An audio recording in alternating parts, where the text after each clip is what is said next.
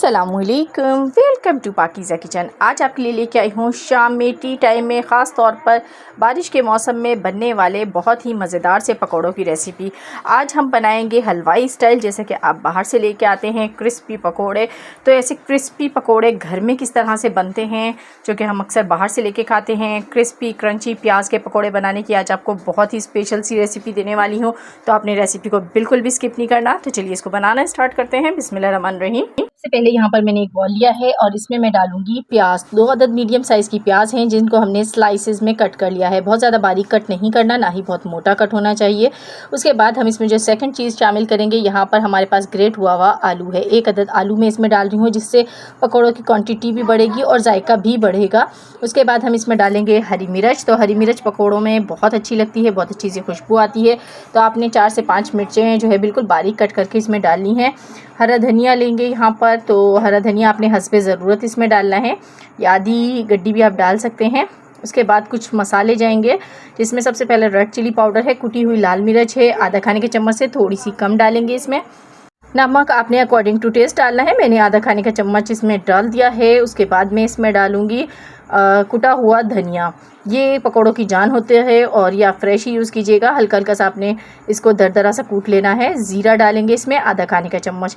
1 चम्मच भर के आपने इसमें कुटा हुआ धनिया डालना है, आधा खाने का चम्मच आपने ज़ीरा डालना है। ये थोड़ी सी अजवाइन है, ये 1/4 खाने का चम्मच इसमें जाएगी। इससे फ्लेवर भी अच्छा होगा और हाजमा भी अच्छा होगा। तो बस यहाँ पर अब हम इसमें हल्दी शामिल करेंगे, तो इतनी सी हल्दी बस डाल दें इसके अंदर। और इसको क्रिस्पी बनाने के लिए हम इसमें डालेंगे बेकिंग पाउडर। तो बेकिंग पाउडर मैंने यहाँ पर तकरीबन आधा खाने का चम्मच भर के डाल दिया है इसमें, तो ½ टीस्पून डाल दें। और उसके बाद असल चीज़ इसमें जाएगी जिससे पकौड़े बनेंगे, वो है यहाँ पर बेसन। बेसन जो है इसकी क्वांटिटी का ख्याल रखना बहुत ज़रूरी होता है पकौड़ों में। तो यहाँ पे पहले मैंने 1 कप जो है बेसन डाला है और उसके बाद इसको मैं मिक्स कर रही हूँ। उसके बाद मैं इसके अंदर आधा कप बेसन मज़ीद डालूँगी। तो बहुत ही मज़ेदार से क्रिस्पी पकौड़े बनेंगे। कुछ टिप्स होती हैं जिनको फॉलो करके आप पकौड़ों को बहुत ही मज़ेदार सा बना सकते हैं। तो पहले आपने मिक्स करना है, पानी बिल्कुल भी शामिल नहीं करना। अच्छी तरह से इसको मिक्स कर लें। और मिक्स करने के बाद अगर आप चाहें तो इसमें पिसी हुई लाल मिर्च भी थोड़ी सी ऐड कर सकते हैं। तो बस अब इसमें ज़र्दा कलर डालेंगे ताकि इसका कलर बहुत खूबसूरत सा आए। तो बिल्कुल थोड़ा सा आपने डालना है, 2 चुटकी तकरीबन 2 पिंच डाल दें। अब इसमें पानी शामिल करेंगे। तो यहाँ पर मैंने 1/4 कप इसमें सिर्फ पानी शामिल किया है और इसको कर लेते हैं मिक्स अच्छी तरीके से।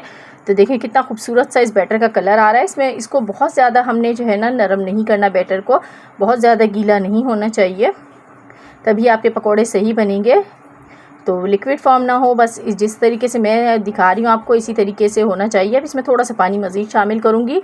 अगर आप पकौड़ों को थोड़ी देर बैटर को रख रहे हैं, पकौड़ों के बैटर को, तो फिर आपने पानी थोड़ा कम ही शामिल करना है, क्योंकि प्याज आलू अपना पानी भी छोड़ते हैं। अगर फ़ौरन बना रहे हैं तो फिर आपने देखें इस तरीके का बैटर बना लेना है। बस ये बन गया हमारा, 5 मिनट इसको रेस्ट दें। उसके बाद मैंने ऑयल को गर्म होने के लिए रख दिया था कढ़ाई में। ऑयल को बहुत ज़्यादा गर्म नहीं करना है, तेज़ गर्म ऑयल में पकोड़े जाएंगे तो जल जाएंगे। तो बस आपने मीडियम ही ऑयल को गर्म करना है। उसके बाद इसमें पकोड़े हाथ की मदद से डाल दें, जो कि सबसे बेहतरीन तरीका है पकोड़े डालने का। तो इस तरीके से जितने एक बैच में पकोड़े आएंगे मैं डाल दूँगी। तो यहाँ पे देखें मैंने पकोड़े डाल दिए हैं और ये पकना शुरू हो गए हैं। आपने इसको बिल्कुल भी हिलाना नहीं है जब तक ये नीचे से पके ना। तो जब आप देखें कि ये पकना शुरू हो गए हैं तो फिर इसको पलटना है, तभी आपके पकोड़े क्रिस्पी बन पाएंगे। और ये देखें कितने ज़बरदस्त सी इनकी शेप आई है, बहुत अच्छे से पकोड़े बन रहे हैं। अब दूसरी तरफ से भी आपने इसको अच्छे तरीके से कुक कर लेना है, हिला जुला के दोनों तरफ से। जब पकोड़ों पे बहुत ही प्यारा सा कलर जब आप फील करें कि आने लगा है, पकोड़े जो है जब पक जाते हैं तो हल्के हल्के से हो जाते हैं बिल्कुल।